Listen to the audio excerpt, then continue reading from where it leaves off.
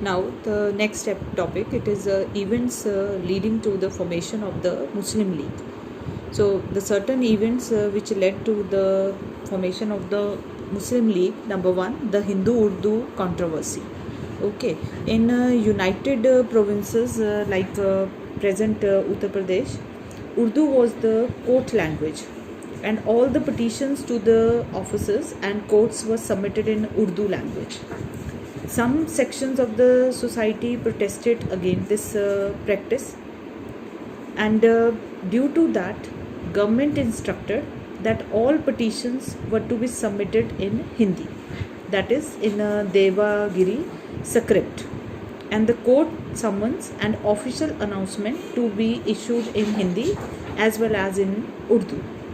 So the Muslim, due to this announcement, the Muslims, they were not happy, because earlier Urdu was given more importance, now Hindi was given more importance. So the rifts between two increased more. Second, it's a foundation of the Mohammedan Anglo-Oriental Association. Due to the popularity of the Congress and due to the Britishers' motivation, Sir Syed Ahmad Khan, he formed the Mohammedan Anglo-Oriental College under the Principal Beck, and the main motive of the British in setting up this association was to promote loyalty to the Britishers and to prevent Muslims from participating in any of the political movement. Next, it is Aligarh politics.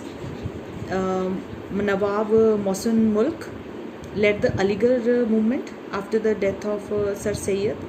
The Aligarh movement worked to instill into the minds of the Muslim a spirit of loyalty towards the British government, and worked deliberately to keep the Muslims away from the mainstreams, or you can say from the Indian political life. When the Hindi-Urdu controversy was there during that time, he criticized the government order granting equal status to Hindi and Urdu. So he told that equal status should be given to Hindi as well as to Urdu, but it was not like that. Then partition of Bengal, another Lord Curzon party divided the Bengal into two provinces, and but the real motive or the purpose of partition of Bengal to create differences between Hindus and Muslims only, and they told they justified that partition of Bengal, it is in the favor of the Muslim, because by providing two provinces or by dividing into two provinces, they have done the justice to the Muslims. Then Muslim deputation to the Viceroy Lord Minto. Lord Minto, when he came to India as a Viceroy, so he appointed a committee to work out an expansion of Legislative Council. So there was, when he came to India, the new principal of Mohammedan Anglo College, so he suggested that we will address him, and that address would begin with the proclamation of loyalty towards the British rulers. We will show our loyalty towards the British rulers, and then we will express that we are having a fear from the general system of elections, and it can harm the Muslims. And third, they should ask for some system of nomination or representation on the basis of the religious beliefs. Okay, that they want that it should not be on the basis of education, it should be on the basis of nomination should be there instead of elections. So when this address was prepared, and certain they met Viceroy, and they put forward their demands, and these demands they included like representation of Muslims in elected bodies on the basis of their political importance, not on their numeral strength, means that it should not be felt that they are less in number, so there will be less people from Muslim side.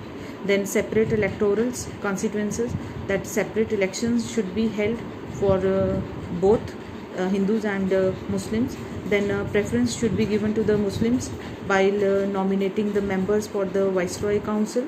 Then reservation of seats for Muslims in the state services. Then more state aid for promoting new Muslim universities, Okay, so these were some of the demands which was put forward when the Viceroy Minto he came into action. So these were some of the events which gave rise to the formation of the Muslim League. Then finally the Muslim League was formed. So you can say that the success of the Muslim deputations to the Viceroy motivated the Muslim to start a separate political organization, and Nawab Salimudullah of Dhaka he took an initiative, and many leaders assembled in Dhaka, and there they arranged the meeting and they gave the proposal. So the proposal was accepted, and a political association All India Muslim League it was set up. The date it is December 30, 1906 under the presidentship of Nawab Salimudullah. Okay, Aga Khan was elected as a permanent member of the Muslim League, and its headquarters was in Aligarh. Then what was the aims and objectives of the Muslim League?